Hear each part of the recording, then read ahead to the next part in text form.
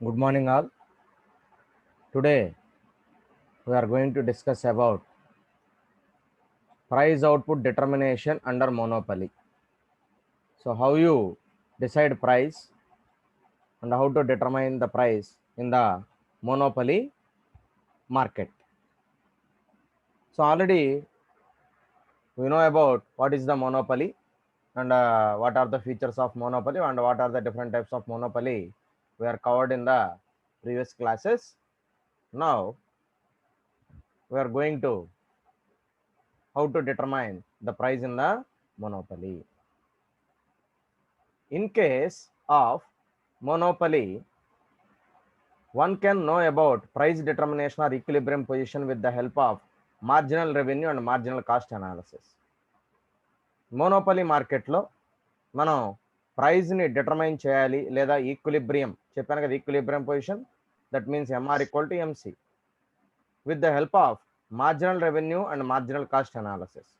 మనం ఈక్విలిబ్రియం అనేది ఎప్పుడు రీచ్ అవుతుంది లేదా ప్రైస్ అనేది మనం ఏ విధంగా డిటర్మైన్ చేయాలి అనే దానికి సంబంధించి మనం ఈ marginal revenue and marginal cost analysis చేస్తే సరిపోతుంది అంటున్నాడు.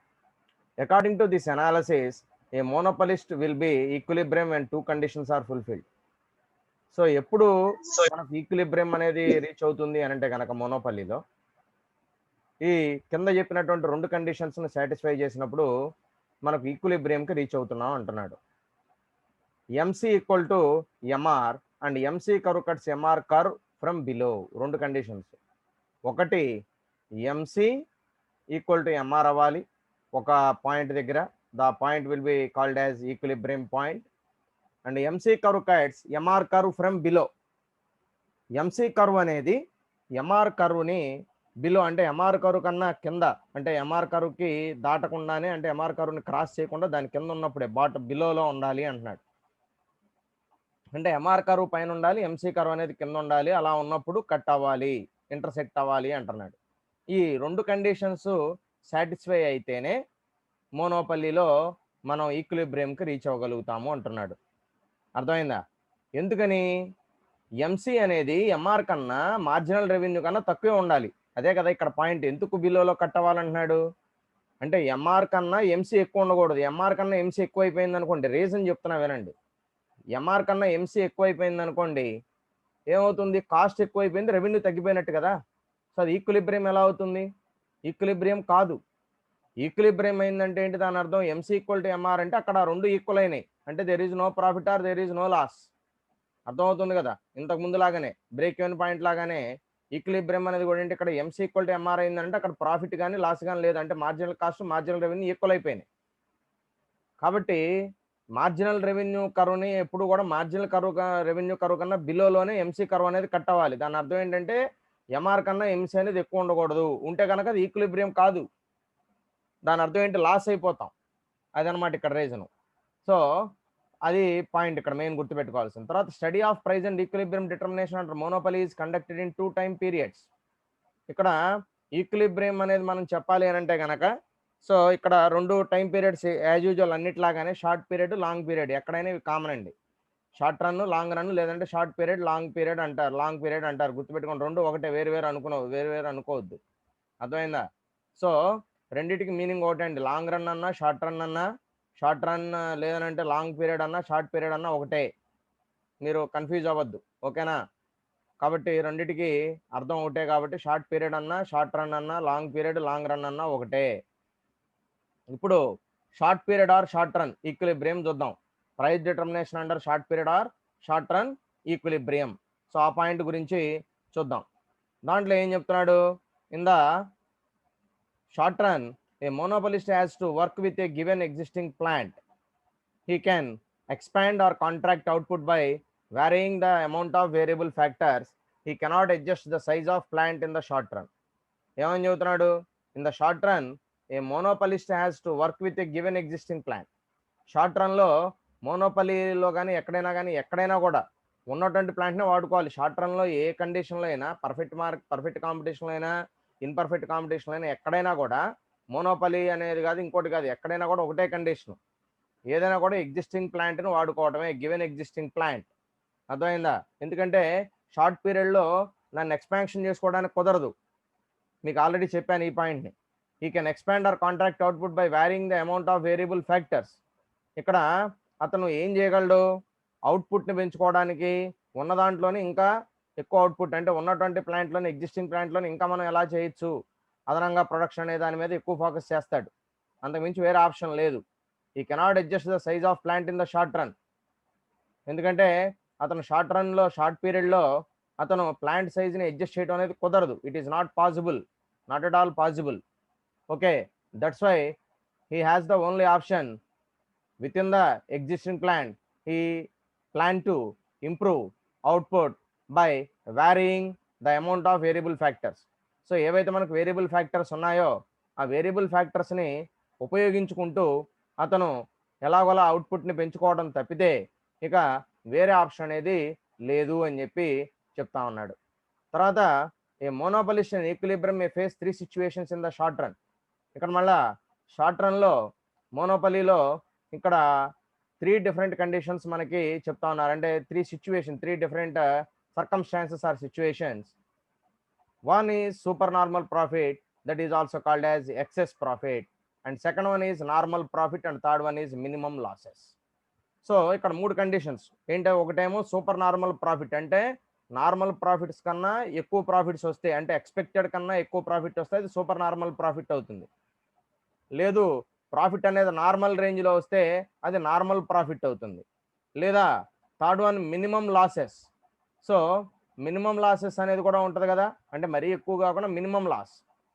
ఎందుకంటే బిజినెస్లో ఎప్పుడు ప్రాఫిట్ వస్తుందని అనుకోకూడదు. Sometimes we are getting losses also. That's why there are 3 different situations which are in the short run equilibrium. One is super normal profit, and second one is normal profit, and third one is minimum losses. Then the process of price determination under monopoly has been explained as follows. ఎలా process అనేది ఎలా ఉంటుంది అనేది మనకి ఇక్కడ క్లియర్గా explain చేస్తున్నారు. దానికి మనకు గ్రాఫ్స్ ఉన్నాయి, గ్రాఫ్స్ హెల్ప్ తోటి అవి మనకి ఎక్స్ప్లెయిన్ చేయడానికి ప్రయత్నం చేస్తున్నారు. అవి ఏంటో చూద్దాం. First one is super normal profit. First condition చూద్దాం.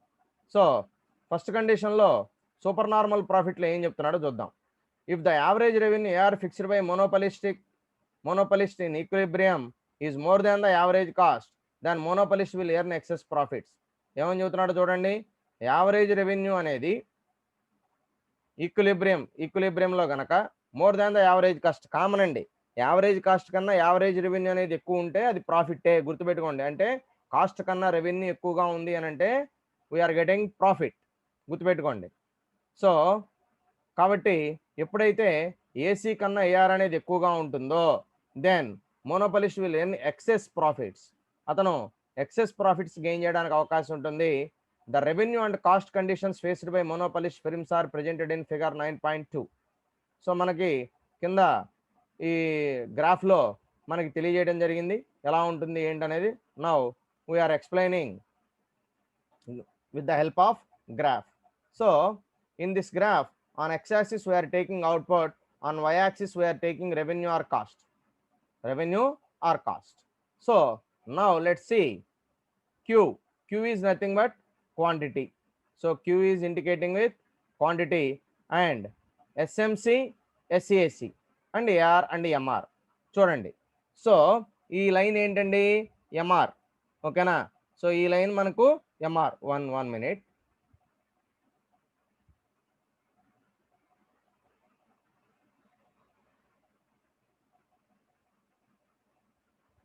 సో చూడండి. సో ఇక్కడ MR, ఇది ఈ line AR. So SAC short run average cost curve, SMC short run marginal cost curve, then this zone. Okay, ఇక్కడ చూడండి జాగ్రత్తగా. So MR, AR. సో తర్వాత ఈ లైన్ ఏంటండి, SAC, SMC. ఓకేనా. సో ఇక్కడ ఈ ఇంటర్సెక్ట్ అయినా చూడండి, ఈ పాయింట్ దగ్గర B అనే పాయింట్ దగ్గర ఇక్కడ ఇంటర్సెక్ట్ అయినా చూడండి. సో అది ఈక్విలిబ్రియం పాయింట్ లేండి. ఈ అనేది పాయింట్ యాక్చువల్గా, అది ఈ అనేది ఈక్విలిబ్రియం పాయింట్. సో ఈ అనే పాయింట్ దగ్గర ఏమైనాయి, ఈక్వల్ అయినాయి. సో అంటే ఇక్కడ ఈక్విలిబ్రియంకి రీచ్ అయిందనమాట. అంటే ఏఆర్ కర్వ్ అనేది ఏఆర్ కర్వ్ కన్నా బిలో మార్జినల్ రెవెన్యూ అనేది ఉంది. సో తర్వాత ఎస్ఏసి ఎస్ఎంసి ఇక్కడ యావరేజ్ కాస్ట్, ఎందుకనంటే మీకు షార్ట్ రన్లో మనకి ఏంటంటే ఎంసీ అనేది ఎంఆర్, తర్వాత ఏసీ అనేది ఏఆర్ కింద. సో ఇక్కడ మీకు ఈక్విలిబ్రియంకి రీచ్ అయిందనమాట. తర్వాత ఈ జోన్ ఏదైతే ఉందో, సో అంటే ఏబి, ఈ ఏబి పిపి1 అనే జోన్, ఈ జోన్ ఏదైతే ఉందో ఈ జోన్ అనేది మనకి ఎక్సెస్ ప్రాఫిట్ అనమాట. ఏమంటున్నామండి, ఈ జోన్ ఏదైతే ఉందో ఈ జోన్ మనకి ఏమవుతుంది, ఎక్సెస్ ప్రాఫిట్. ఓకేనా. సో కాబట్టి ఇక్కడ నుంచి ఏమైపోయినాయి చూడండి, ఈక్విలిబ్రియం పాయింట్ దగ్గర నుంచి పైకి వెళ్ళే కొద్దీ రెండు కూడా ఎక్కువైపోయినాయి. ఎంసీ కానివ్వండి, ఏసీ కానివ్వండి, అంటే యావరేజ్ కాస్ట్ కానివ్వండి, మార్జినల్ కాస్ట్ కానివ్వండి. సో ఇక్కడ కంపారిజన్ చూడండి, ఈ పాయింట్ కింద ఉన్నవరకు ఏమైనాయి, ఈ పాయింట్లు, ఈ రెండు పాయింట్లు ఎంఆర్ ఏఆర్కి ఇక్కడ ఒక్క క్రాస్ అయింది, ఇక్కడ ఒక క్రాస్ అయింది. అంటే ఇక్కడ ఎంఆర్ ఎంసీ ఈ రెండు చూడండి, ఇక్కడ ఎంఆర్ ఎంసీ అనే పాయింట్ ఉంది కదా. సో అప్పటి వరకు ఈ కట్ అవ్వక ముందు వరకు ఏముంది, ఎంసీ అనేది తక్కువ ఉంది. ఇక్కడ నుంచి ఏమైపోయింది, పెరిగిపోతూ వెళ్ళింది. అందుకని ఏమంటున్నాం, ఈ కట్ అయిన పాయింట్కి కింద బిలోలో ఉంటుంది ఖచ్చితంగా. అంటే ఇక్కడ తక్కువగా ఉంది కాబట్టి ఈక్విలిబ్రియం అయినాయి. ఇక్కడ నుంచి ఏమైపోతుంది, మనకి లాస్ అవుతుంది. అలాగే ఇక్కడ కూడా చూడండి ఈ పాయింట్. సో ఇదేమో ఎస్ఏసి, ఇదేమో ఏఆర్. ఈ పాయింట్ వరకు ఎలా ఉంది, బిలోలో ఉంది. ఈ పాయింట్ దాటిన దగ్గర నుంచి ఎలా ఉంది, ఎక్కువైపోయినాయి. కాబట్టి ఈ జోన్ ఏదైతే ఉంది, కటింగ్ జోన్స్ ఏవైతే ఉన్నాయో, ఈ ఎంఆర్కి ఏఆర్కి మధ్య ఉన్నటువంటి జోన్ ఏదైతే ఉందో ఈ జోన్ మనం ఏమంటున్నాం, ఎక్సెస్ ప్రాఫిట్ అంటున్నాం. అర్థమైంది కదండి. సో జాగ్రత్తగా గుర్తుపెట్టుకోండి. AR and MR are the average and marginal revenue curves of the firm respectively. SAC and SMC are the short run average cost and marginal cost curves of the firm respectively. ఓకేనా. So చెప్పాను కదా, SAC అంటేనేమో short run average cost curve, అదేవిధంగా SMC అంటే short run marginal cost curve అనమాట. So to maximise profits, మనం ప్రాఫిట్ని maximise చేసుకోవాలంటే కనుక the monopolist firm chooses a price and output combination for which SMC equal to MR and SMC curves cuts MR from below. ఏం conditions చెప్తున్నాడు ఇక్కడ, SMC అనేదేమో ఎంఆర్కి ఈక్వల్ అవ్వాలి, ఎస్ఎంసి ఎంఆర్ ఈక్వల్ అయినాయి. ఓకేనా. తర్వాత SMC curve cuts MR from below, SMC curve అనేది ఎంఆర్ కన్నా బిలోలోనే కట్ అవ్వాలి. ఇదిగో కట్ అయిందా. సో ఈ రెండు కండిషన్స్ని మనం సాటిస్ఫై చేస్తే మనకి ఇక్కడ ఎక్సెస్ ప్రాఫిట్స్ అనేది రావడానికి అవకాశం ఉన్నది అని చెప్పి చెప్తున్నాడు. Excess profits or super normal profits. Then దీని కంటిన్యూషన్గా ఏం చెప్తున్నాడు, మనకు అర్థం కావడానికి ఇంకా ఎక్స్ప్లెనేషన్ ఇస్తున్నాడు. So as shown in figure 9.2 is the equilibrium. ఈ అనేది ఏం చెప్పానండి, ఈక్విలిబ్రియం పాయింట్ అని చెప్పాం. Where monopolist SMC curve cuts MR curve from below. ఇందాక చెప్పుకున్నాం, ఎస్ఎంసి కర్వ్ అనేది ఇప్పుడు కూడా ఎంఆర్ కర్వ్కి బిలో, కిందే కట్ అవుతుంది. ఎందుకంటే మార్జినల్ కాస్ట్ చెప్పాను కదా, మార్జినల్ రెవెన్యూ కాస్ట్ కన్నా మార్జినల్ కాస్ట్ కర్వ్ అనేది కింద ఉన్నప్పుడే కట్ అవ్వాలి. అలాంటప్పుడు మాత్రమే మనకి ప్రాఫిట్ అనేది వస్తుంది. కాబట్టి a perpendicular parallel to Y axis is drawn at point E connecting the X axis at Q and the demand curve at A. OQ is the equilibrium output. So మనకు ఈ equilibrium output అనేది ఏదవుతుంది, OQ అనేది equilibrium output అవుతుంది. ఇక్కడ cut అయినాయి కదా, so అదే చెప్తున్నాడు ఇక్కడ. సో ఇక్కడ క్యూ అనే దాన్ని, ఈ క్యూ అనే లైన్ తీసుకుంటే కనుక ప్యారలల్గా తీసుకుంటే, పర్పెండిక్యులర్గా తీసుకుంటే, సో ఎంఆర్ అనేది క్యూని ఇక్కడ కట్ చేస్తుంది, ఏ అనేది తర్వాత ఏఆర్ అనే కర్వ్ క్యూని ఇక్కడ కట్ అవుతుంది. అర్థమైందా. సో ఎక్కడైతే మనకు రీచ్ అయిందో ఈ P1 ఓపీ నుంచి P1కి ప్రైస్ పెరిగింది, ఓక్యూ అనేది అలానే ఉంది. సో అలా ఉన్నటువంటి ఆ పాయింట్ని మనం ఈక్విలిబ్రియం పాయింట్ అని చెప్పి చెప్తున్నాం. So OQ is the equilibrium output అవుతుంది, AQ is the equilibrium price. ఏదైతే ఏక్యూ అనేది ఏదైతే ఉందో ఆ ఏక్యూ అనేది మనకు ఈక్విలిబ్రియం ప్రైస్ అవుతుంది, అంటే ఏక్యూ. సో ఈ ప్రైస్, ఈ P1 అనేది మనకు ఈక్విలిబ్రియం ప్రైస్ అనేది అవుతుంది అని చెప్పి చెప్తా ఉన్నాడు. Because the price is determined by demand curve or average revenue curve. So ఇక్కడ ప్రైస్ అనేది మనం దేన్ని బేస్ చేసుకుని డిటర్మైన్ చేస్తామంటే డిమాండ్ కర్వ్ను కానీ లేకపోతే యావరేజ్ రెవెన్యూ కర్వ్ను కానీ బేస్ చేసుకుని ప్రైస్ని డిటర్మైన్ చేయడం జరుగుతుంది అని చెప్పి చెప్తా ఉన్నాడు. తర్వాత the average cost is BQ. Next ఏం చెప్తున్నాడండి, the average cost is BQ. So average cost అనేది ఏమవుతుంది అంటున్నాడు, BQ అవుతున్నాడు. BQ అంటే ఏంటి, ఇదిగోండి ఇది. సో ఇది ఏమవుతుంది మనకు యావరేజ్ కాస్ట్ అవుతుంది. ఓకేనా. BQ అంటే ఇక్కడ నుంచి ఇక్కడ వరకు మనకు ఉన్నది ఏదైతే ఉందో ఈ పార్ట్ ఏదైతే ఉందో అది మనకు యావరేజ్ కాస్ట్ అవుతుంది అని చెప్పి చెప్తా ఉన్నాడు. సో తర్వాత because line AQ cuts SAC curve at point B. So AQ అనేది మనకు ఎస్ఏసి కర్వ్ అనేది ఏక్యూ దగ్గర కట్ అయింది పాయింట్ బి అనేది. Thus the monopolist per unit excess profit is AB. So AB అనేది ఎక్సెస్ ప్రాఫిట్ అవుతుంది. చెప్పాను కదా ఇందాక, ఈ ఏబి అనేది ఏదైతే ఉందో ఈ ఏబి అనేది మనకు ఎక్సెస్ ప్రాఫిట్ అవుతుంది, which is the difference between the price AQ and the corresponding average cost of production BQ. So ఈ ప్రాఫిట్ అనేది మనకి ఏమవుతుంది, ఏక్యూకి బిక్యూకి మధ్య ఉన్నటువంటి తేడా అనమాట. ఓకేనా. So the ABPP one. So ABPP one అంటే ఏదవుతుంది, ఏబిపిపి1 ఈ రీజన్ అనమాట. ఓకేనా. ABPP one, this is the ABPP one region represent total monopolist profit. అదేం మనకు రిప్రజెంట్ చేస్తుంది, టోటల్గా మోనోపలీలో మోనోపలిస్ట్కి వచ్చినటువంటి ప్రాఫిట్ని ఇండికేట్ చేస్తూ ఉంది. The total profit of the monopolist will be maximum only at OQ level of output. So అక్కడికి ఎక్కడైతే ఓక్యూ, ఈ ఓక్యూ అనేది ఏదైతే ఉందో ఈ ఓక్యూ అనే క్వాంటిటీ దగ్గర మనకు ప్రాఫిట్ అనేది మ్యాక్సిమైజేషన్ అవుతుంది అనేది మనం తెలుసుకుంటున్నాం దీని ద్వారా. ఓకేనా. So this is about super normal profit. Then second one, normal profit. Second one is normal profit. Okay. So normal profit గురించి చూద్దాం. ఈ నార్మల్ ప్రాఫిట్లో ఏం చెప్తున్నాడు అని అంటే,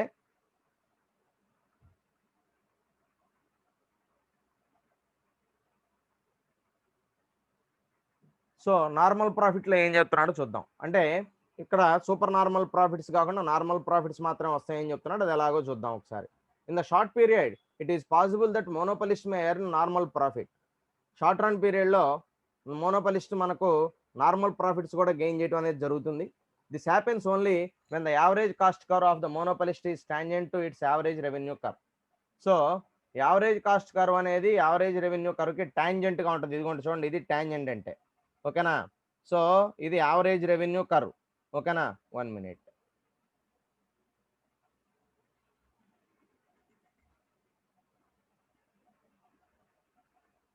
సో మీరు ఈ యావరేజ్ రెవెన్యూ కర్వ్ తీసుకోండి, ఇది యావరేజ్ రెవెన్యూ కర్వ్. సో ఇక్కడ యావరేజ్ కాస్ట్ కర్వ్ ఏది, short run average cost curve. SS అంటే short run average cost curve. So ఎలా ఉంది ఇక్కడ, ఈ ఏఆర్కి టాంజెంట్గా ఉంది చూడండి, టాంజెంట్. ఓకేనా. సో ఈ tangent to its average revenue curve. ఇక్కడ కండిషన్ అది ఎలా ఉండాలంటున్నాడు, ఏఆర్కి యావరేజ్ రెవెన్యూ కర్వ్కి యావరేజ్ కాస్ట్ కర్వ్ అనేది టాంజెంట్గా ఉండాలి. టాంజెంట్గా ఉంటే మనకు అది ఏమవుతుంది, నార్మల్ ప్రాఫిట్ గెయిన్ చేయడానికి అవకాశం ఉంటుంది. ఇది కండిషన్ అనమాట. ఓకేనా. తర్వాత చూద్దాం ఏం చెప్తున్నాడు. In the above diagram the monopolist is the equilibrium at OQ level of output. So equilibrium ఎక్కడ అవుతుందండి, ఓక్యూ లెవెల్ ఆఫ్ అవుట్పుట్. ఇక్కడ కూడా అంతే కదా, ఓక్యూ అనేది అవుట్పుట్ అనమాట, ఓ నుంచి క్యూ అనేది. సో ఈ పాయింట్ దగ్గర మనకి ఈక్విలిబ్రియంకి రీచ్ అవుతున్నాడు ఓక్యూ దగ్గర. This is the equilibrium point. ఓకేనా. సో ఇక్కడ కూడా యాజ్ యూజువల్ మార్జినల్ కాస్ట్ అనేది ఎక్కడ కట్ అయింది, మార్జినల్ రెవెన్యూ కన్నా తక్కువలో ఉన్నప్పుడే ఈక్విలిబ్రియం పాయింట్ ఉందండి. ఇదంతా కూడా బిలోలో కట్ అయిపోయింది. సో ఇక్కడ నుంచి ఏమైపోయింది, పెరిగిపోయింది. ఓకేనా. సో మీరు అది జాగ్రత్తగా గుర్తుపెట్టుకోవాలి. తర్వాత because at this level of output is marginal cost curve SMC cuts MR curve at point E. Also at same level of output OQ the monopolist SAC curve touches is AR curve at point A. So AC curve అనేది AR curve కి ఎక్కడ touch అయింది, ఏ అనే point దగ్గర touch అయిపోయింది. అంటే దాని అర్థం ఏంటి, ఇక్కడ ఈక్వల్ అయిపోయినాయి అని అర్థం. ఓకేనా. సో ఇక్కడ SAC AR అనేది రెండు కూడా ఈక్వల్ అయినటువంటి పాయింట్గా చెప్తా ఉన్నాడు. So thus AQR OP is the monopolist price. So ఇక్కడ AQ కానివ్వండి లేదనంటే ఇంకోటి ఓపీ అనేది కానివ్వండి. ఓకేనా. సో AQ అవ్వచ్చు ఓపీ అవ్వచ్చు, ఒకటే ప్రైజ్ ఉంది. ఇక్కడ రెండు ప్రైజులు లేవు చూడండి. ఓకేనా. ఇక్కడ PP1 లేదు, ఇక్కడ ఒకటే ప్రైజు. సో అది ఓపీ అవ్వచ్చు లేదంటే AQ, రెండు ఏదైనా మీనింగ్ ఒకటే కదా. సో ప్రైజ్ అవుతుంది అంటున్నాడు. Is also equal to the cost per unit. The monopolist will earn only normal profit and the normal profit is included in the average cost of production. So ఈ reason ఏదైతే ఉందో ఆ reason మనకి ఏమవుతుందంటే average మనకు ఈ profit zone అనేది అవుతుంది. ఈక్విలిబ్రియం పాయింట్ రీచ్ అయిన దగ్గర నుంచి మనకి ప్రాఫిట్స్ అనేవి వస్తాయి. ఈ రీజన్ ఏదైతే ఉందో ఈ రీజన్ మనకు నార్మల్ ప్రాఫిట్స్ వస్తాయి. ఇక్కడ మనకు నార్మల్ ప్రాఫిట్స్ అనేది రావడం జరుగుతుంది అంటున్నాడు. ఈ రీజన్ ఏదైతే ఉందో ఈ రీజన్ అంతా కూడా మనకు నార్మల్ ప్రాఫిట్ రీజన్ అవుతుంది. ఓకేనా. సో ఇది నార్మల్ ప్రాఫిట్ గురించి. తర్వాత third condition, loss minimization in the short period. So loss minimization in the short పీరియడ్లో ఏం చెప్తున్నాడో ఒకసారి చూద్దాం. So in the short run the monopolist may incur losses also. Short రన్లో మోనోపలీలో మనకు లాసెస్ అనేది కూడా రావడానికి అవకాశం ఉంది. అంటే minimum losses, not maximum loss. The monopolist may continue his production so long as price of his product is high enough to cover his average variable cost. అయినా కూడా మోనోపలీలు ఏం చేస్తారంటే అతనికి లాస్ వస్తున్నప్పటికీ కూడా, మినిమం లాస్ అనేది వస్తున్నప్పటికీ కూడా he may continue his production. అయినప్పటికీ కూడా అతను తన ప్రొడక్షన్ ఎక్కడా కూడా ఆపకుండా కంటిన్యూ చేస్తూనే ఉంటున్నాడు. So as long as price of his product is high enough to cover his average variable cost. ఎక్కడి వరకు అతను ప్రైజ్ని పెంచుకుంటూ ఉంటున్నాడు, తన యావరేజ్ వేరియబుల్ కాస్ట్ కన్నా కూడా ఎక్కువ ఉండేట్టుగా, అది కవర్ అయ్యేటట్టుగా. అంటే మరి అతనికి లాస్ వస్తుందనంటే దాని అర్థం ఏంటి, అతను కవర్ చేసుకోవాలి కదా, యావరేజ్ వేరియబుల్ కాస్ట్ని కవర్ చేసుకోవాలి. దానికన్నా ఎక్కువ ఉంటేనే అతనికి ప్రాఫిట్ అనేది వస్తుంది. కాబట్టి ప్రైస్ అనేది దేనికన్నా ఎక్కువ ఉండాలి, యావరేజ్ వేరియబుల్ కాస్ట్ కన్నా ఎక్కువ ఉంటే అప్పుడు అతనికి ప్రాఫిట్స్ అనేది రావడానికి అవకాశం ఉంటుంది అని చెప్పి చెప్తా ఉన్నాడు. If the price falls below average variable cost the monopolist prefers to stop production. ఎప్పుడైతే ప్రైస్ అనేది బిలో యావరేజ్ వేరియబుల్ కాస్ట్ కన్నా తక్కువ అయిపోతుందో, ఓకేనా. సో ఎప్పుడైతే ప్రైస్ అనేది బిలో యావరేజ్ వేరియబుల్ కాస్ట్ కన్నా తక్కువ అయిపోతుందో then the monopolist prefers to stop production.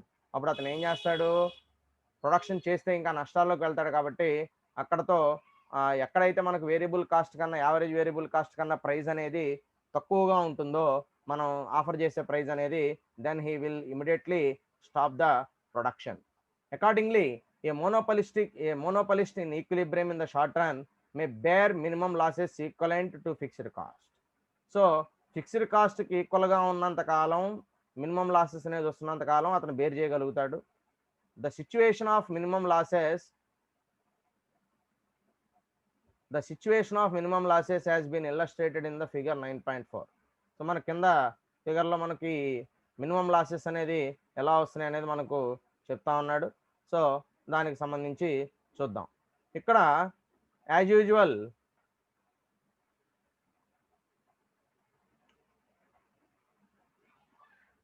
So ఇక్కడ చూడండి, ఎక్స్ యాక్సిస్ మీద అవుట్పుట్ తీసుకున్నారు, వై యాక్సిస్ మీద రెవెన్యూ కాస్ట్ తీసుకున్నారు. సో ఎంఆర్ఏఆర్, సో ఇక్కడ ఎంఆర్ఏఆర్ అనేది తీసుకుంటే కనుక ఇక్కడ ఎల్ఎంసి, ఓకేనా. సో ఎల్ఎంసి, ఎస్ఏసి, ఏవిసి అంటే లాంగ్ రన్ మార్జినల్ కాస్ట్ కర్, ఎస్ఏసి అనేది షార్ట్ రన్ యావరేజ్ కాస్ట్ కర్. ఇది కూడా ఎస్ఎంసి అనుకోండి, ఇబ్బంది ఏం లేదు, ఎస్ఎంసీనే పెట్టుకోండి. ఇది కూడా SMC short run marginal cost కర్, అదేవిధంగా SAC short run average cost కర్, ఏవిసి యావరేజ్ వేరియబుల్ కాస్ట్ కర్, ఓకేనా. సో ఎంఆర్ఏఆర్, సో ఇక్కడ చూడండి జాగ్రత్తగా. సో ఎంఆర్ ఎంసి అనేది ఎక్కడ కట్టైనా ఇక్కడ కట్టైనా, that is the equilibrium point. So ఇక్కడ నుంచి ఏమైంది జాగ్రత్తగా చూడండి. సో ఈ యావరేజ్ వేరియబుల్ కాస్ట్ అనేది విపరీతంగా పెరిగిపోయింది, ఎస్ఏసి అనేది కూడా విపరీతంగా పెరిగిపోయింది. ఎందుకంటే ఏఆర్ని ఎక్కడ కట్ అవ్వలేదు చూడండి, జాగ్రత్తగా గమనిస్తే. ఏఆర్ అనేది ఇది ఈ లైనే కదా, ఏఆర్ అనేది, ఏఆర్ని ఎక్కడైనా కట్ చేసిందా, టచ్ అయిందా? ఎస్ఏసి అనేది టచ్ కాల చూడండి, జాగ్రత్తగా గమనించండి. సో ఎస్ఏసి అనేది ఎక్కడ టచ్ అయింది, ఇక్కడ టచ్ అయింది. కానీ ఏఆర్ని ఎక్కడైనా టచ్ అయిందా? టచ్ అవ్వలో చూడండి. ఏఆర్ అనేది యావరేజ్ రెవెన్యూ కర్వ్ని ఎక్కడా కూడా టచ్ కాలేదు, అర్థమైందా. సో ఎక్కడా కూడా టచ్ కాలేదు. ఎక్కడ టచ్ అయింది? ఏ అనే పాయింట్ దగ్గర టచ్ అయింది. కానీ ఏఆర్ని టచ్ చేసిందా? టచ్ అవ్వాలంటే ఎక్కడా కూడా యావరేజ్ రెవెన్యూ, యావరేజ్ ఎస్ఏసి అనేది ఎక్కడా కూడా ఈక్వల్ కాలేదు. కాబట్టి దాని అర్థం ఏంటి? లాస్ అవుతుంది. అంటే యావరేజ్ రెవెన్యూ కన్నా కూడా యావరేజ్ కాస్ట్ అనేది పెరిగిపోతూ ఉంది. కాబట్టి ఈవెన్ మనకు లాసెస్ అనేది ఎక్కువగా రావడానికి అవకాశం ఉంది. దాంతోపాటుగా ఏవిసి అనేది కూడా చూస్తే మీకు ఏవిసి అనేది కూడా ఏఆర్కి పర్పెండిక్యులర్గా వెళ్ళింది, ఓకేనా. అంటే ఏదో ఒక పాయింట్ దగ్గర అది ఈక్వల్ అయినప్పటికీ కూడా that may be vary from the cutting point దగ్గర నుంచి అది కూడా వ్యారీ అవుతూ పెరుగుతూ ముందుకు వెళ్ళిపోతా ఉంది. కాబట్టి ఈ పాయింట్ ఏదైతే ఉందో, ఈ కట్ అయిన పాయింట్ ఏదైతే ఉందో యావరేజ్ వేరియబుల్ కాస్ట్, తర్వాత ఏఆర్ అనేది ఎక్కడైతే మనకు పర్పెండిక్యులర్గా కట్ అయినటువంటి పాయింట్ ఏదైతే ఉందో ఆ పాయింట్ని మనం ఏమంటున్నాం, షట్ డౌన్ పాయింట్ అంటున్నాం. ఏమంటున్నాం అండి, షట్ డౌన్ పాయింట్ అంటున్నాం. So the region ABPP one is represented losses. So ఈ రీజియన్ ఏదైతే ఉందో ఈ రీజియన్ అనేది మనకు ఏం ఇండికేట్ చేస్తుందనంటే లాస్ని ఇండికేట్ చేస్తా ఉంది అని చెప్పి చెప్తా ఉన్నాడు. So this is about losses. The monopolistic is in equilibrium at point where SMC equal to MR. SMC అనేది ఇది ఎస్ఎంసీనే లేండి, ఎల్ అనేది పడింది, తప్పుబడింది, ఎస్గా కరెక్షన్ చేసుకోండి. So SMC equal to MR and SMC curve cuts MR curve below. ఈ కండిషన్ మాత్రం కరెక్టే, ఎందుకంటే ఎంఆర్ కన్నా ఎంసీ అనేది తక్కువగా ఉన్నప్పుడే కట్ అయిపోయింది కాబట్టి. OQ is the equilibrium level of output, అందుకని ఓక్యూ అనేదాన్ని మనం ఈక్విలిబ్రియం లెవెల్ ఆఫ్ అవుట్పుట్ అన్నాం. The price of equilibrium output OQ is fixed at BQ or OP. So either BQ or OP ఈ రెండిట్లో ఏదైనా కూడా మనం ప్రైజ్గా ఫిక్స్ చేసుకోవచ్చు అంటున్నాడు. ఇదంతా మనం దేనికోసం, ప్రైజ్ని ఎలా ఫిక్స్ చేయాలనే దానికోసం మనం నేర్చుకుంటున్నాం. అర్థమైందా? ఏ అవుట్పుట్ దగ్గర మనం ప్రైజ్ని ఫిక్స్ చేయాలి, ఎంత ప్రైజ్ని ఫిక్స్ చేయాలి అనేది మనం దీంతో అర్థం చేసి, ఇప్పుడు మనం ఇక్కడ ప్రైజ్ ఎంత అంటే మనం ఏం చెప్పేయచ్చు, ప్రైజ్ని ఎంత ఫిక్స్ చేయొచ్చు అంటే ఓపీ అనేది మనం ప్రైజ్గా ఫిక్స్ చేసేయచ్చు, అనుమానం లేదు. ఎందుకంటే మనం గ్రాఫికల్గా ప్రూవ్ అయిపోయింది. సో ఈక్విలిబ్రియంకి రీచ్ అయిపోయిన తర్వాత మనకి ఇక ఓపీ అనేది ఫైనల్ ప్రైజ్ అవుతుంది, క్యూబీ అనేది కూడా ఫైనల్, ఏదైనా ఒకటి. ఇది ఇక్కడ నుంచి ఇక్కడ తీసుకున్నా ఒకటి, ఇక్కడ నుంచి ఇక్కడికి తీసుకున్నాడు, ఎందుకంటే ఇదే లైన్ కదా. సో పాయింట్ అనేది కాబట్టి ఇబ్బంది లేదనమాట. ఓకేనా? సో ఇది దీనికి సంబంధించి దాని ఎక్స్ప్లెనేషన్ ఇంకా కొంచెం చెప్తా ఉన్నాడు, అదేంటో కూడా ఒకసారి చూద్దాం.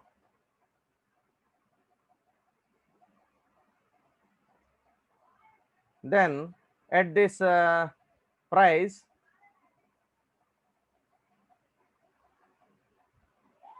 at this price average variable cost AVC curve AR curve at point B, it means firm set at only average variable cost from the prevailing price. సో వాళ్ళు డిసైడ్ చేసుకున్నటువంటి ప్రైస్కి కేవలం యావరేజ్ వేరియబుల్ కాస్ట్ అనేది రీచ్ అవుతుంది, కానీ average కాస్ట్ని ఎక్కడా కూడా రీచ్ కాలేకపోతుంది. కాబట్టి the firm will bear the loss of fixed cost equivalent to AB per unit. So AB అనేది ఏదైతే మనం చూస్తున్నామో ఏబి అనే పాయింట్ దగ్గర ఈ ఏబి అనేది మనకు లాస్ అవుతుంది, కాబట్టి ఈ లాస్ని ఫర్మ్ బేర్ చేయాల్సి వస్తూ ఉంది ఒక్కొక్క యూనిట్కి సంబంధించి. The firm will bear total loss equivalent to ABPP one. ఇందాక చెప్పాను ఏబిపిపి1 అంటే ఈ రీజన్ అనమాట, ABPP one. So if its price falls below BQ the monopolist will appear to stop the production. So ఎక్కడైతే ప్రైస్ అనేది బిక్యూ కన్నా తక్కువైపోయిందో, సో బిక్యూ అంటే ఇదే కదా, బిక్యూ కన్నా తక్కువగా ఉందో ఆటోమేటిక్గా అక్కడ అతను ప్రొడక్షన్ని ఆపేయాల్సి ఉంటుంది. The point be also known as shut down point. ఆ పాయింట్ బి అనేది ఏదైతే ఉందో, ఈ బి అనే పాయింట్ ఏదైతే ఉందో ఈ పాయింట్ని మనం షట్ డౌన్ పాయింట్ అని చెప్పి కూడా అంటున్నాం. From the above analysis of short term price and output equilibrium may be content that profit maximization or loss minimization or attainment of normal profit will be accomplished only at that level of output at which marginal cost is equal to marginal revenue and marginal cost curves MR curve from below. ఎక్కడైనా కూడా అంటే మనకు ఎక్కువ profit వచ్చినా, లేదంటే normal profits మనం gain చేసినా, లేకపోతే లాస్ అనే దాన్ని మనం తగ్గించుకోవాలన్నా కూడా ఇదంతా కూడా మనకి మెయిన్గా కండిషన్స్ ఏం సాటిస్ఫై చేయాలంటే కనుక అన్నిటికి సంబంధించి ఓవరాల్గా అన్ని మూడు చూస్తే కనుక ఈ మూడిట్లో మన కామన్గా ఉన్నటువంటి కండిషన్స్ ఏంటంటే marginal cost equal to marginal revenue, MR equal to MC, and marginal cost curves always MR curve from below. MR కర్వ్ని మార్జినల్ కాస్ట్ కర్వ్ అనేది ఎంఆర్ కన్నా తక్కువలో ఉన్నప్పుడే కట్ అవ్వాలి. ఆ కట్ అయితే కనుక ఈ రెండు కండిషన్స్ సాటిస్ఫై అయితే కనుక మనం ఈక్విలిబ్రియంకి రీచ్ అవుతామని చెప్పి చెప్తా ఉన్నాడు. తర్వాత అది షార్ట్ రన్కి సంబంధించి. Now we are discussing about long run price determination under long run under monopoly market. ఓకేనా, మోనోపలీలో షార్ట్ రన్ గురించి మనం మాట్లాడుకున్నాం. Now we are talking about long run also. So in the long run the monopolist has the time to expand its size of the plant. ఓకేనా, so long రన్లో ఎలా ఉంటుందనంటే monopolist has the time to expand it size of the plant. So short రన్లో మనం ఏం చెప్పుకున్నాం, తనకు ఉన్నటువంటి ప్లాంట్ని ఇంక ఎక్స్పాండ్ చేసుకోవడానికి అవకాశం లేదు అని చెప్పాం. కానీ ఇక్కడ ఏంటి, లాంగ్ రన్లో మనం కావాలంటే ప్లాంట్ని ఎక్స్పాండ్ చేసుకోవచ్చు, సైజ్ ఆఫ్ ద ప్లాంట్ని ఎక్స్పాండ్ చేసుకోవచ్చు, ఆ అవకాశం మనకు ఉన్నది. Or to use his existing plan at any level which will maximize his profit. So మనం ఉన్నటువంటి ప్లాంట్ని మనం కావాలంటే ఎక్స్పాండ్ చేసుకోవచ్చు, లేకపోతే ఉన్నటువంటి ప్లాంట్నే మనం ఇంకా ఉన్నటువంటి ప్లాంట్నే మనం ఇంకా ఎక్కువ ప్రొడక్షన్ అనేది చేసుకోవడానికి కూడా అనుగుణంగా దాంట్లో ఏదైనా చిన్న చిన్న మార్పులు చేసుకునైనా కూడా మనం ముందుకెళ్ళొచ్చు. అది మన చాయిస్ అనమాట. కాబట్టి ఇక్కడ ఇబ్బంది ఏమి లేదు. ఉన్న ప్లాంట్‌నే మీరు ఇంకా ఇంప్రూవ్ చేసుకొని దాంట్లోనే మీరు ఇంకా అవుట్‌పుట్‌ని పెంచుకుంటానన్నా పెంచుకోవచ్చు. అది మీ చాయిస్. లేదండి నేను ఎక్స్‌పాన్షన్‌కి వెళ్తానన్నా వెళ్ళొచ్చు. ఎందుకంటే you have that enough time to expand your plant. ఓకేనా? అంటే అది ఒక రోజులో అవ్వదు కాబట్టి కాలక్రమేణా అవుతుంది కాబట్టి ఆ అవకాశం కూడా ఉన్నది. కావాలంటే నువ్వు అది కూడా ఉపయోగించుకోవచ్చు. లేదంటే నీకు ఉన్నటువంటి ప్లాంట్‌లోనే ఇంకా నువ్వు ఎక్స్‌పాన్షన్ అంటే అవుట్‌పుట్‌ని ఇంప్రూవ్ చేసుకోవడానికి నువ్వు ఏదైనా చేసుకోవచ్చు. అది నీ చాయిస్ అనమాట. With entry blocked. ఇక్కడ మనకు ఎంట్రీ అనేది blocked. However it is not necessary for the monopolist to reach an optimal scale. What is certain is that the monopolist will not stay in business if he makes losses in the long run.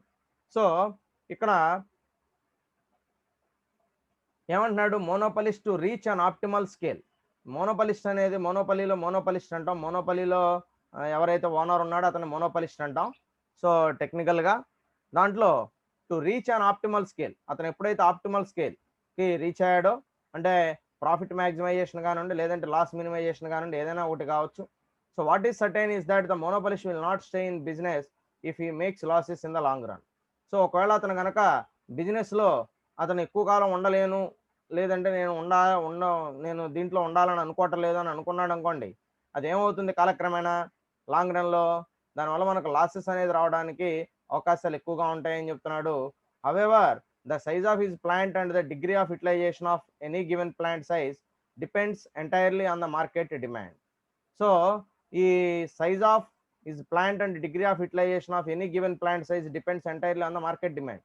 అంటే మనం మన ప్లాంట్ని ఏ సైజులో ఉంచుకోవాలి, అంటే మనం ఎంత విస్తీర్ణంలో మనం ప్లాంట్ని ఏర్పాటు చేసుకోవాలి, లేదంటే ఉన్న ప్లాంట్ సరిపోతుందా, లేదంటే ఇంకో ప్లాంట్ మనం కట్టాలా అనేది పూర్తిగా దేని మీద డిపెండ్ అయి ఉంటుందనంటే మార్కెట్ డిమాండ్. అంటే మార్కెట్లో మన ప్రోడక్ట్కి ఉన్నటువంటి డిమాండ్ మీద ఆధారపడి ఉంటుంది. ఒకవేళ మార్కెట్లో మన ప్రోడక్ట్కి డిమాండ్ లేదు అనుకోండి, మనం ప్లాంట్ సైజుని ఇంప్రూవ్ చేయడం వల్ల మనకు ఎటువంటి ఉపయోగం లేదు. అదేవిధంగా utilization of any given plant size depends. మనం ప్లాంట్ని ఏ మేరకు వాడుకుంటున్నాం అనేది కూడా, ఏ ఏ స్థాయిలో వాడుకుంటున్నాం, ఎంత మేరకు యూటిలైజ్ చేసుకుంటున్నాం అనేది కూడా మార్కెట్ డిమాండ్ మీదే ఆధారపడి ఉంటుంది అని చెప్పి చెప్తా ఉన్నాడు. After these adjustments are completed the monopoly run will have a long run equilibrium determined by the equality of long run marginal cost and marginal revenue as shown in below figure. So ఎప్పుడైతే మనకి adjustments అన్ని complete అయిపోయాయి, the monopoly run will have a long run equilibrium determined. So ఎప్పుడైతే మనకి conditions అన్ని ఈ adjustments అన్ని complete అయిపోయినాయో, లాంగ్ రన్లో మోనోపలీ మార్కెట్లో మనం ఏదైతే బిజినెస్ రన్ చేస్తున్నామో ఆ బిజినెస్ అనేది ఈక్విలిబ్రియంకి రీచ్ అయ్యి determined by the equality of the long run marginal cost and marginal revenue. అది కూడా ఇక్కడ కూడా కండిషన్ ఏంటి? Marginal cost is equal to marginal revenue. అంటే ఇక్కడ మనం ఎల్ఎంసి ఎల్ఆర్సి అంటాం.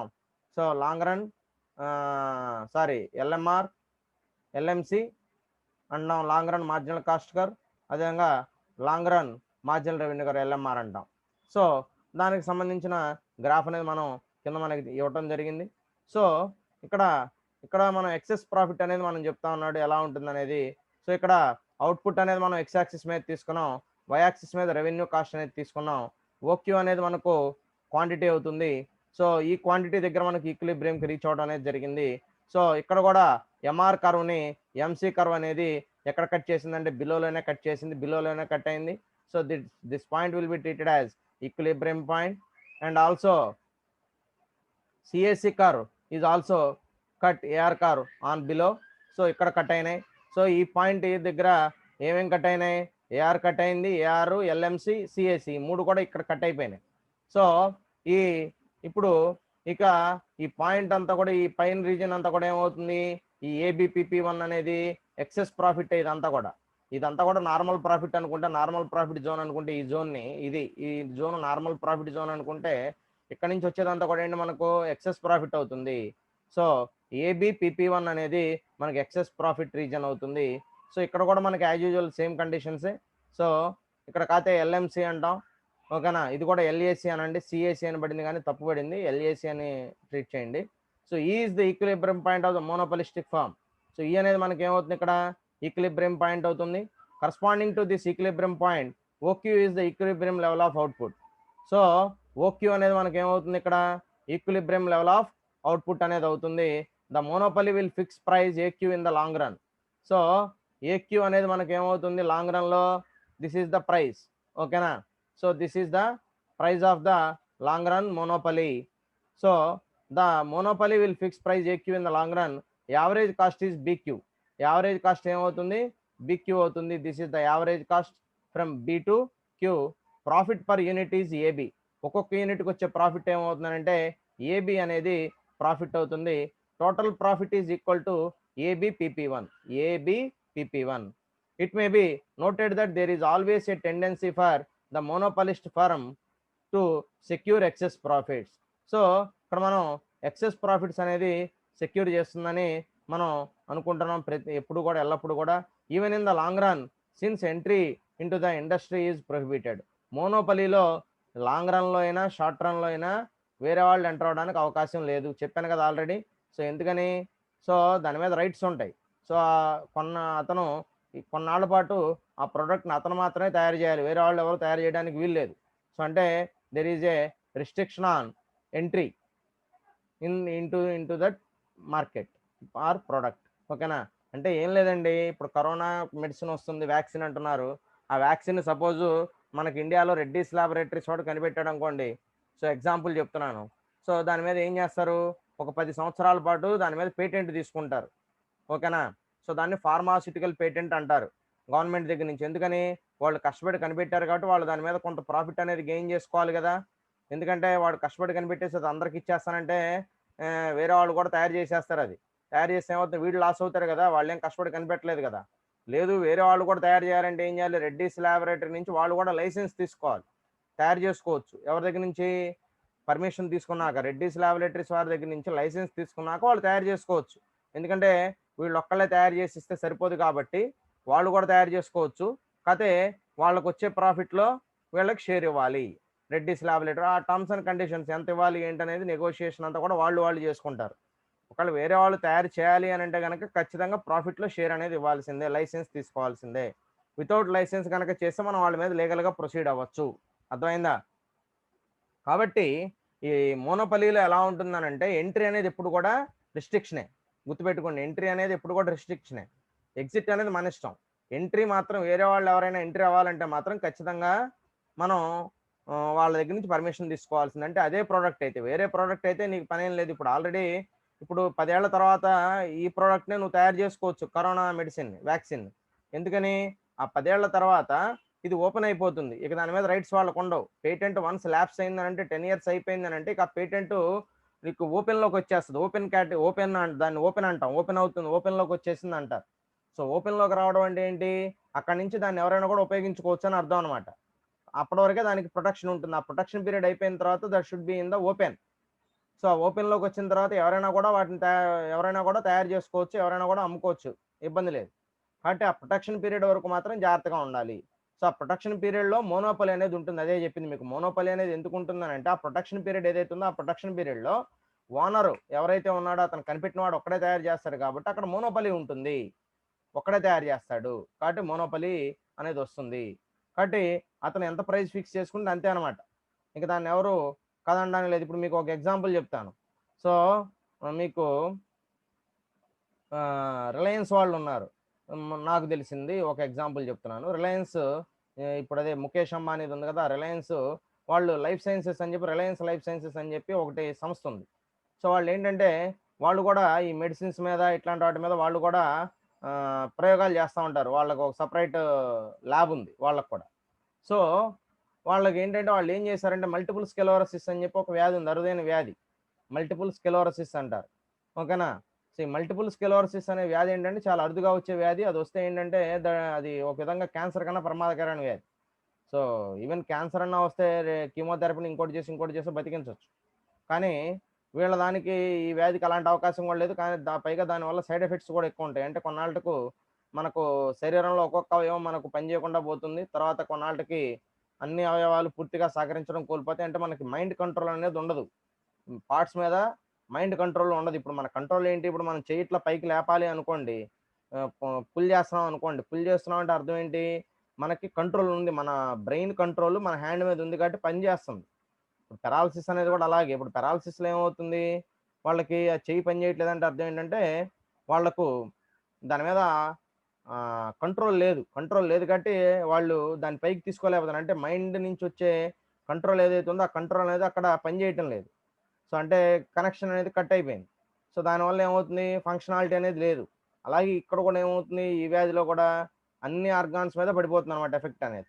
కొన్నాళ్ళకి ఏమైపోతుందనంటే చనిపోతారిక ఫైనల్‌గా. అంతే కదా! కొన్నాళ్ళకి ఏమైపోతుందంటే చనిపోతారనమాట. సో, ఇది ఒక అరుదైన వ్యాధి. సో, దీనికి సంబంధించి ఏం చేశారు? పేషెంట్ యొక్క లైఫ్ స్పాన్ పెంచడం కోసం అంటే వాళ్ళకి ఇబ్బంది లేకుండా ఉండడం కోసం రిలయన్స్ ఇండస్ట్రీస్ ఏదైతే లైఫ్ సైన్సెస్ ఉందో వాళ్ళు ఒక ఇంజెక్షన్‌ని కనిపెట్టారు. ఒక మెడిసిన్ కనిపెట్టారు ఇంజెక్షన్ రూపంలో.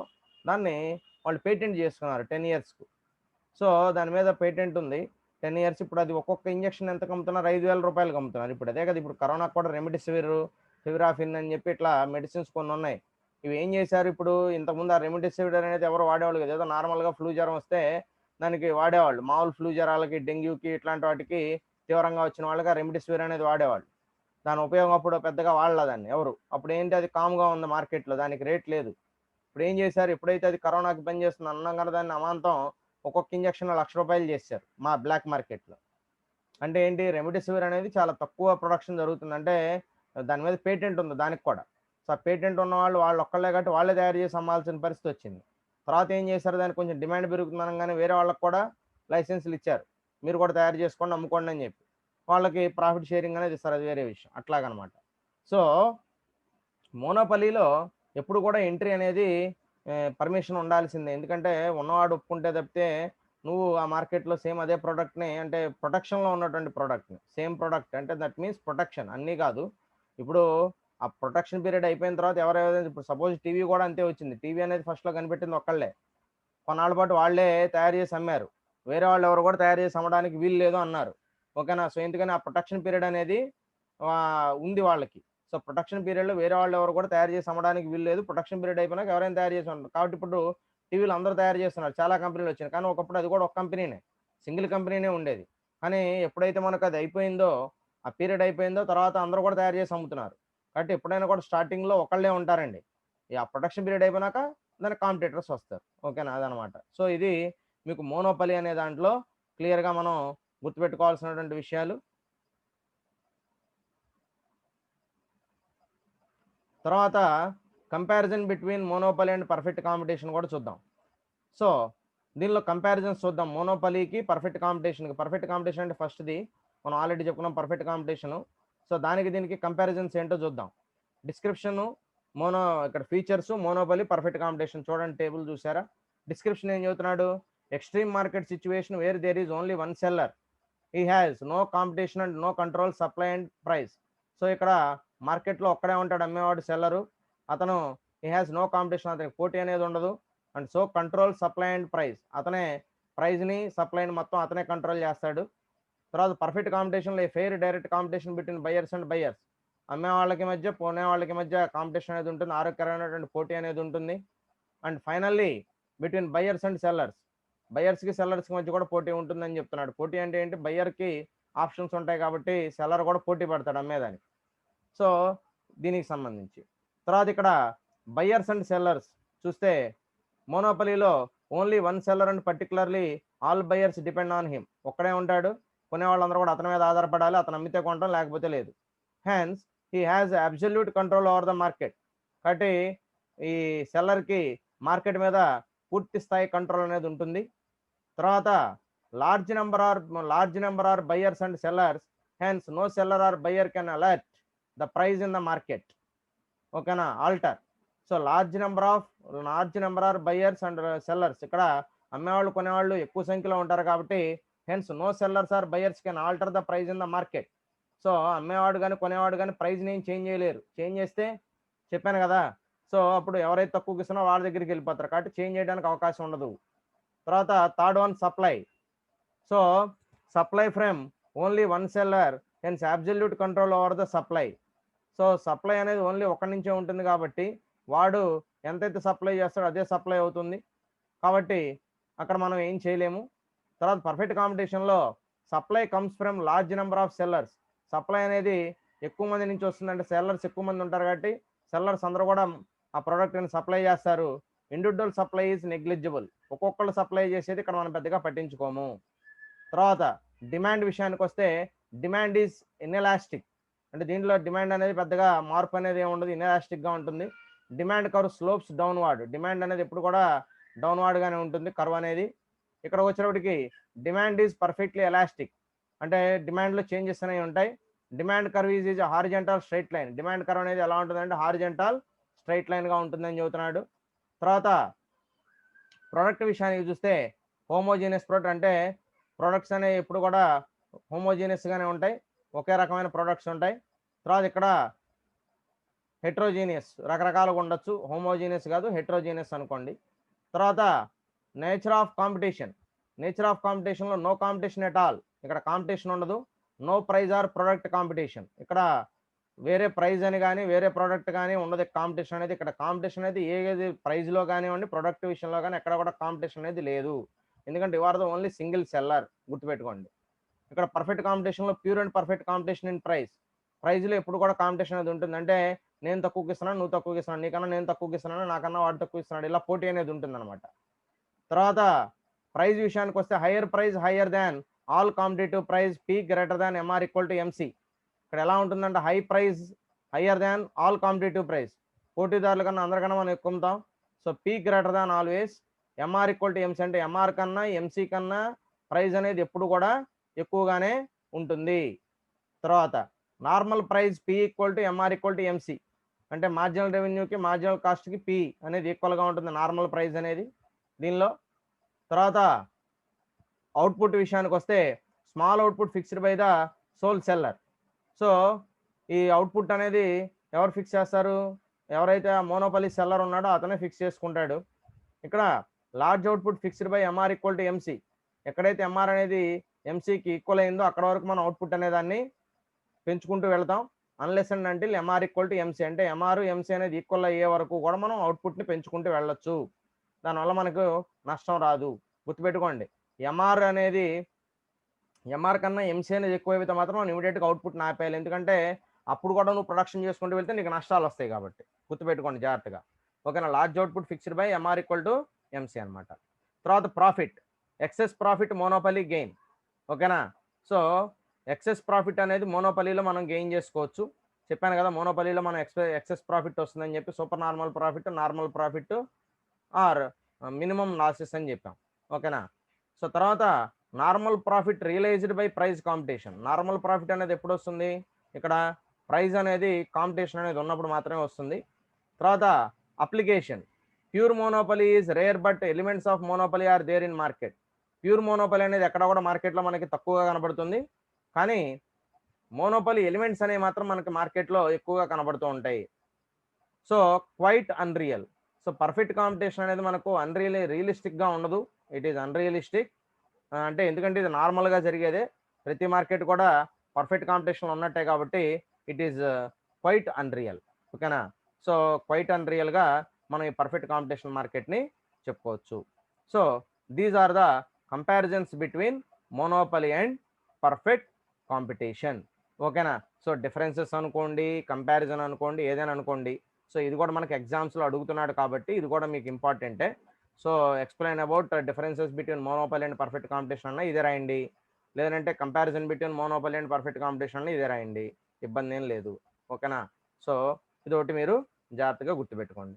సో దీంతో మనకు మోనోపలీ అనేది కంప్లీట్ అయిపోయింది. సో మోనోపలీ గురించి పూర్తిగా మాట్లాడుకున్నాం. ఓకేనా. సో మనకి ఇన్పర్ఫెక్ట్ కాంపిటీషన్ మార్కెట్లో 3 టైప్స్ ఉన్నాయి: మోనోపలీ, తర్వాత మోనోపలిస్టిక్ మార్కెట్ అండ్ ఆలిగోపోలీ. ఓకేనా. సో మోనోపలీలో మనం ఏం మాట్లాడుకున్నాం? మోనోపలీ అంటే ఏంటో నేర్చుకున్నాం. మోనోపలీలో ఫీచర్స్ ఏంటనేది చూసాం, మోనోపలీ టైప్స్ చూసాం. తర్వాత మోనోపలీలో ప్రైస్ అవుట్పుట్ డిటర్మినేషన్ అనేది ఎలా జరుగుతుంది షార్ట్ రన్లో, లాంగ్ రన్లో చూసాం. షార్ట్ రన్లో మళ్ళీ అగైన్ 3 కేటగిరీస్ ఉన్నాయి, 3 కేటగిరీస్ చూసాం. లాంగ్ రన్లో ఎలా ఉంటుందో చూసాం. తర్వాత differences between or comparison between monopoly and perfect competition కూడా నేర్చుకున్నాం. ఓకేనా? రైట్.